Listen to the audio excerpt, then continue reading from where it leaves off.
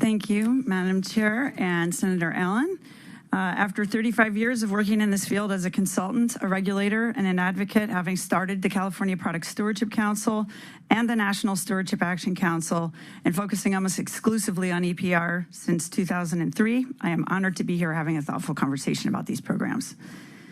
In the early EPR programs, we learned a lot of lessons, and some of these programs are now working well, but some needed to be fixed and had some significant trouble.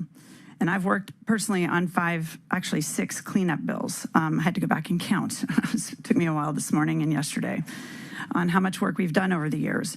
The advancement of EPR was due to a lot of hard work by a lot of people over many years, and it continues. There is no silver bullet, as was mentioned earlier. CalRecycle has learned a lot in 15 years, and they developed the EPR legislation checklist, which incorporates the lessons learned to ensure that bills are workable and enforceable. It's a great tool for all of us to follow. The proper role of government in EPR is really only 4 things. It is to ensure transparency, set performance and environmental standards, have timely enforcement, and ensure a fair and level playing field for all the covered product businesses. We've learned a lot of lessons. I'm only going to focus on a few of them now. But one of them is the internalization of costs instead of visible fees, and I could go into that in great detail. Some of it was mentioned earlier about recycling fees being used to sue the state. Requiring free collection and or disposal is very important, because if we charge people at end of life, they are going to illegally dispose of that product, whether it's in a trash can or over in a ditch, and we won't get the material collected. Requiring fair compensation for parties collecting the products on behalf of the program is also very important. We learned this when we compared the mattress and the carpet programs. The Conservation Corps are collecting mattresses at all 14 of their locations and only 1 for carpet, because they don't get paid to do it for carpet, but we did fix that with AB 863 last year. Thoughtful stakeholder meetings with all key stakeholders. I was part of the SB 54 meetings. We had over 100 in 8 months. There was a lot of thought that went into that bill, and pretty much every word was discussed at length. And that hopefully leads to this being implementable and that everybody's bought into it. I mean, that's the goal, and that's why retailers and everybody needs to be at the table. The need for specific reduction, reuse, repair, and recycle content goals is very important. We did not see any carpet-to-carpet recycling happening until we passed, and it won't happen still, but AB 863 fixed that last year. That is the 3rd cleanup bill of that program, which does get to the point how important it is to get the bills right the first time based on what we've learned from the previous bills. The data is not just collected, but it's utilized to improve the program. Public education is a great example of that, and we just heard from Thomas one of the problems.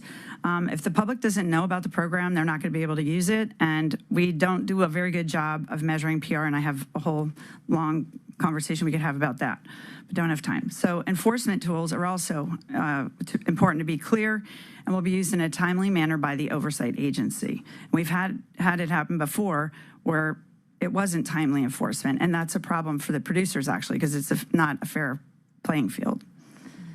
And I thankfully agree with multiple speakers that a well-designed eco-modulated fee is very important for getting green design effective to work.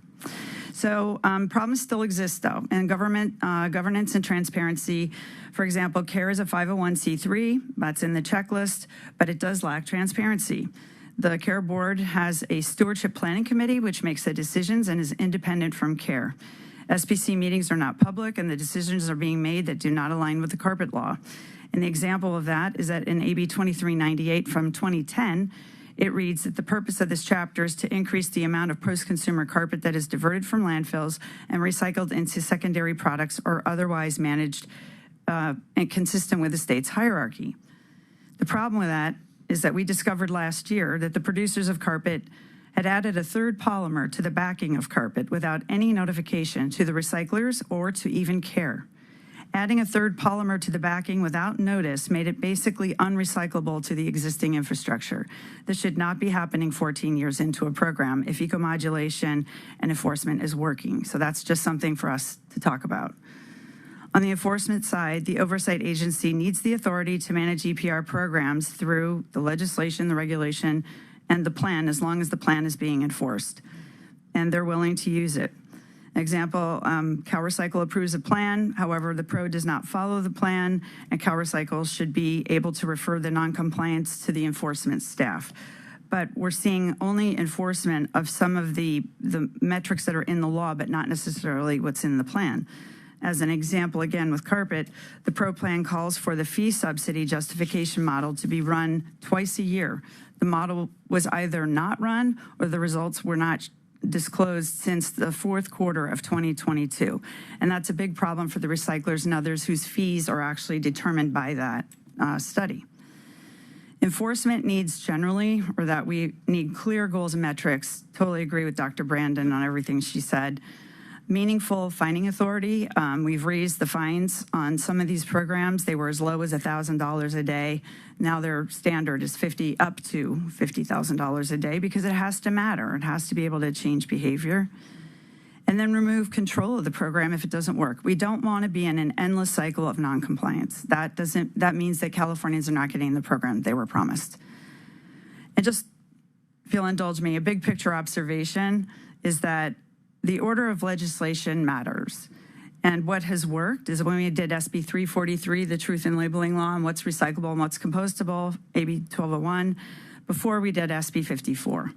The public has to know what's recyclable to put it in the recycling bin and have clean, non-contaminated material. But we haven't been doing that big picture thinking overall. For example, I tried to pass HHW EPR back in 2010 with Assemblymember Chesbro. Nobody was ready for it. But what do we do first? Organics, then packaging, and now we're trying to take up HHW. So what's that done? HHW doesn't have a home. It's ending up in the organics. It's ending up in the recycling and the packaging. And the organics are contaminated with plastics because we didn't do packaging first.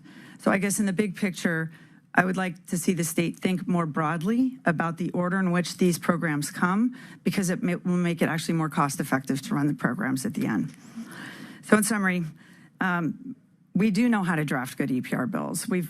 If we look at what we've done in the past and what's worked and what hasn't, but it is really hard to pass them. And the waste hierarchy became law in 1989, requiring source reduction first, but that requires source reduction goals in the legislation, and the only bill that's ever done that is SB 54. Instead, we spend most of our time and money mopping instead of turning off the spigot. And that's at great expense to Californians.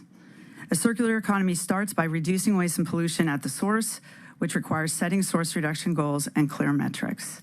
Thank you, and I'm happy to take any questions.